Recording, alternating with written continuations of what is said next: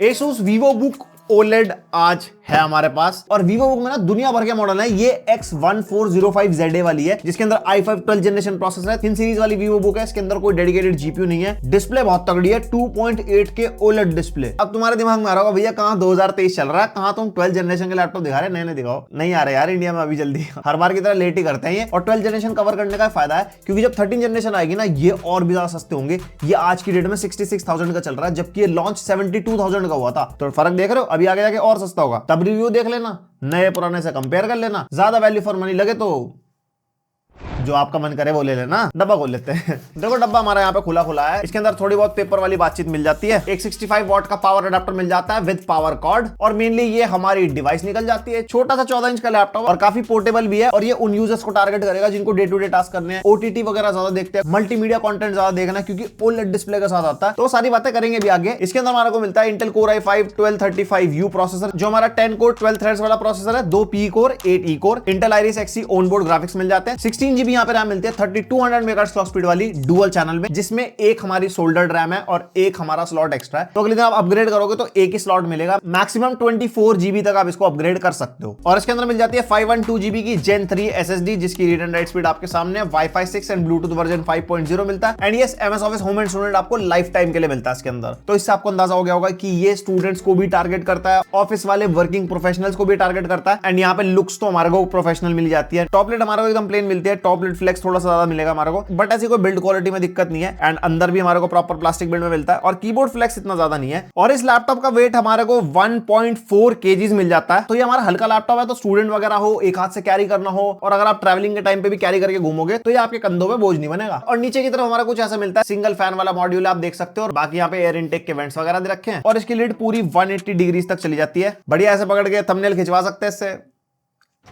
और यहाँ पे जो स्क्रीन वॉबल है वो हमारे को ठीक ठाक से मिलता है, ना तो ज्यादा ना ही कम। और यहाँ पे लेफ्ट साइड में भी हमारे को एयर एग्जॉस्ट का वेंट मिल जाता है। और इसके अंदर मिलता है हमारे को single colour backlit keyboard. Obviously full size वाला नहीं है, 14 इंच का लैपटॉप है। और कीबोर्ड की फील अच्छी है, मतलब टाइप वगैरह करने में ऐसी कोई दिक्कत नहीं है। और कीबोर्ड लाइट की 3 लेवल की ब्राइटनेस मिलती है हमारे को। F7 से आप कंट्रोल कर सकते हो और यहाँ से कीबोर्ड की लाइट आप ऑफ भी कर सकते हो। और यहाँ पे जो इसका ट्रैक पैड है उसका साइज भाई काफी अच्छा खासा बड़ा ट्रैक पैड है और चलाने में ऐसी कोई दिक्कत नहीं होती। एंड फिजिकल फिंगरप्रिंट के साथ ही आता है और अच्छी खासी तेजी है इसके फिंगरप्रिंट सेंसर की। ऐसे एकदम लगाओगे और फटाफट खुल जाता है। और ये जो ट्रैक पैड है हमारा फुली क्लिकेबल वाला, जेस्चर वगैरह सारे सपोर्ट करता है और चलाने में मेरे को ऐसा कोई दिक्कत नहीं हुई। पोर्ट्स के मामले में लेफ्ट साइड में एक USB 2.0 का टाइप A पोर्ट मिलता है। देन राइट साइड में हमारे को पावर इनपुट पोर्ट मिल जाएगा। HDMI 1.4 का पोर्ट मिल जाता है। 2 USB 3.2 Gen 1 type A port मिल जाते हैं और एक 3.2 Gen 1 टाइप C पोर्ट मिल जाता है और एक हेडफोन माइक जैक का कॉम्बो। तो इसके अंदर आप सिर्फ HDMI से आउटपुट ले सकते हो, टाइप C से कोई डिस्प्ले आउटपुट नहीं है। तो यहाँ पे टोटल 2 डिस्प्ले होगी, एक HDMI के थ्रू और एक आपके लैपटॉप की अपनी डिस्प्ले। तो स्टॉक मार्केट वाले लोगों के लिए भी ये काफी काम आ सकता है। और उसके बाद इस लैपटॉप का की हाईलाइट भाई इसकी डिस्प्ले। इसके अंदर 14 इंचेस की 2.8K OLED डिस्प्ले है जिसका रेजोल्यूशन 2880 by 1800 है। 16:10 के रेशियो के साथ ही आती है। और ये हमारा 90 हर्ट्ज का पैनल है, 600 निट्स की ब्राइटनेस है, 100% DCI-P3 है और ये डिस्प्ले पैंटॉन वैलिडेटेड भी है। एंड डिस्प्ले की बात बताऊं, पिछले 15-20 दिन से हमारे पास ही है। इसके अंदर पूरे ऑफिस में लोगों ने OTT देखा है बैठ के क्योंकि डिस्प्ले बहुत सही फील देती है। कलर्स काफी वाइब्रेंट है, एकदम पंची कलर निकल के आता है। 600 निट्स की ब्राइटनेस है भाई। तो इंडोर आप यूज करते हो तो डेफिनेटली अच्छा लगेगा। इवन आउटडोर एक्सट्रीम सनलाइट में भी काफी हद तक विजिबल रहती है इसकी डिस्प्ले। एंड इसका जो पैनल है वो हमारे को ग्लॉसी वाला मिलता है। 99% या इवन 100% लैपटॉप जितने मैंने रिव्यू करे OLED डिस्प्ले वाले लैपटॉप में हमारे को एंटी ग्लेयर पैनल नहीं मिलता, ग्लॉसी वाले मिलते हैं। और जैसे कि 100% DCI-P3 है तो अगर आपको फोटोशॉप वगैरह का काम करना हो, कलर एक्यूरेसी वाले काम करने हो, ज्यादा हैवी सॉफ्टवेयर तो नहीं चला पाएगा अकॉर्डिंग टू स्पेसिफिकेशन, बट ये फोटोशॉप वगैरह आप चला सकते हो और उसके अंदर आप कलर्स वाले सारे काम कर सकते हो, कोई दिक्कत नहीं है,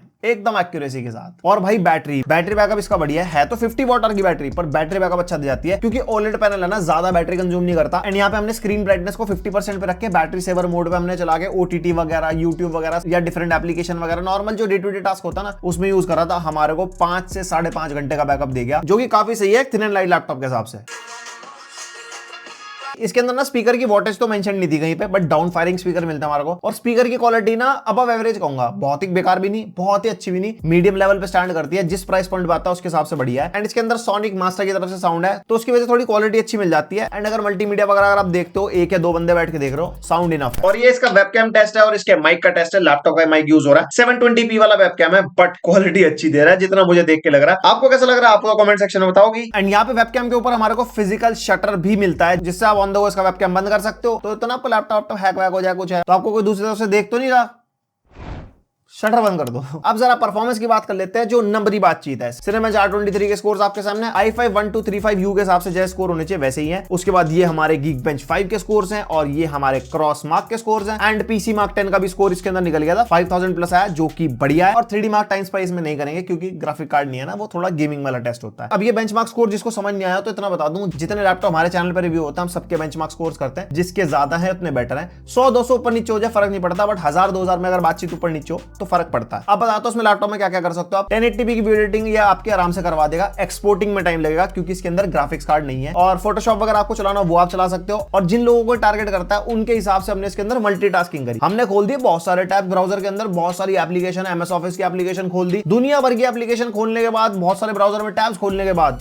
ये हैंग नहीं हुआ। तो 16 GB रैम मिलती है, अच्छा खासा प्रोसेसर मिलता है, डेफिनेटली मल्टीटास्किंग में भी कोई दिक्कत नहीं आने वाली। और कॉलेज स्टूडेंट्स अगर देख रहे हैं इस वीडियो को और आपको चाहिए कोडिंग के लिए लैपटॉप, पतला लैपटॉप चाहिए, गेमिंग आप नहीं करते, तो इसका प्रोसेसर कोडिंग भी करवा देगा, ऐसी कोई दिक्कत नहीं है। और हमने इसके अंदर गेमिंग भी करके देखी, वैलोरेंट टेस्ट किया और इसके अपने रेजोल्यूशन पे नहीं 1080p पे टेस्ट किया क्योंकि इसका अपना रेजोल्यूशन भाई बहुत ज्यादा है 2.8K। और सेटिंग्स हमने रखी मीडियम, और यहाँ पे मीडियम सेटिंग्स पे हमारे को आराम से 100 FPS के आसपास मिल गए हैं। आप अपने सामने गेम प्ले वगैरह देख सकते हो। डिस्प्ले इसकी 90 हर्ट्ज की है, तो 90 to 100 FPS पे आप वैलोरेंट आराम से खेल सकते हो, मतलब ऐसी कोई दिक्कत नहीं होगी। डिस्प्ले पैनल अच्छा है इसका। उसके बाद हमने GTA 5 टेस्ट किया, वो भी ऑब्वियसली 1080p के ऊपर ही। सेटिंग्स आपने सामने देख सकते हो, मीडियम सेटिंग्स अपने आप उठा ली थी, नॉर्मल नॉर्मल नॉर्मल आ रहा था सारा कुछ, और 1080p में 40 to 45 FPS मीडियम सेटिंग्स में GTA 5 इसके ऊपर दे रहा था। तो अगर आपको गेम खेलनी हो आराम से खेल सकते हो उसके ऊपर, कैजुअल टाइप की गेम, मतलब ज्यादा हैवी गेम नहीं चलेगी। GTA 5 भी काफी हैवी है बट सेटिंग्स लो करके, लोएस्ट पॉसिबल सेटिंग्स पे आप इसके ऊपर थोड़ी हैवी गेम्स भी आप खेल लोगे, बट ज्यादा टाइम के लिए नहीं क्योंकि थिन एंड लाइट लैपटॉप है। बट हाँ, कभी कभार की कैजुअल गेमिंग ये करवा देगा क्योंकि 16 GB रैम है ना, 16 GB रैम की वजह से थोड़ी परफॉर्मेंस अच्छी मिल जाती है। तो भाई ये था इसका पूरा review Asus VivoBook OLED X1405ZA। वो मॉडल डिटेल में इसलिए बोलना पड़ता है क्योंकि इसमें बहुत सारे है ना VivoBook, तो आपको कंफ्यूजन ना हो। तो अगर आप एक लैपटॉप ढूंढ रहे हो 60 से 70 की रेंज के बीच में, हल्का हो, अच्छा डिस्प्ले हो, 90 हर्ट्ज का पैनल है विद 2.8K रेजोल्यूशन, तो ये आपकी चॉइस बन सकता है। 66,000 का चल रहा है जिस दिन मैं वीडियो बना रहा हूँ, आगे पीछे रेट चेंज होते रहते हैं, लिंक मिल जाएगा आपको डिस्क्रिप्शन में। और एक और चीज क्लियर कर दूं, जो गेमिंग वाली ऑडियंस इस वीडियो को देख रही होगी, ये भैया इतने में तो गेमिंग लैपटॉप आ जाएगा विद डेडिकेटेड ग्राफिक कार्ड और अच्छा प्रोसेसर, फलाना निमक्का। देखो हर लैपटॉप का जॉनरा अलग अलग है, जरूरी नहीं लैपटॉप ग्राफिक्स कार्ड की वजह से ही महंगा होता है। लैपटॉप हल्का हो, थोड़ा थिन एंड लाइट हो, डिस्प्ले अच्छी हो, इन सब चीजों में भी R&D लगती है, इसलिए इस टाइप के लैपटॉप महंगे होते हैं और ये डिफरेंट टाइप के यूजर्स को टारगेट करते हैं, तो इनको गेमिंग से कंपेयर मत करना। एंड अगर और कोई लैपटॉप आप प्लान कर रहे हो आप बता सकते हो कमेंट सेक्शन में, हम रिव्यू लाने की कोशिश करेंगे। एंड हमने वैसे बहुत सारे लैपटॉप्स रिव्यू कर रखे हैं, आप जाके हमारी प्लेलिस्ट में चेक कर सकते हो और अपनी बाइंग चॉइस बना सकते हो। एंड यस, हमारी वीडियो में दिखाया हुआ कोई भी प्रोडक्ट आपको चेकआउट करना हो तो ऑन स्क्रीन व्यू प्रोडक्ट्स दिख रहा होगा, वहां पे टैप करके आपको सारे प्रोडक्ट्स दिख जाएंगे जहां से आप उनको बाय कर सकते हो। एंड यस, पसंद आई वीडियो तो लाइक भी मार सकते हो, पहली बार आया तो सब्सक्राइब भी कर सकते हो,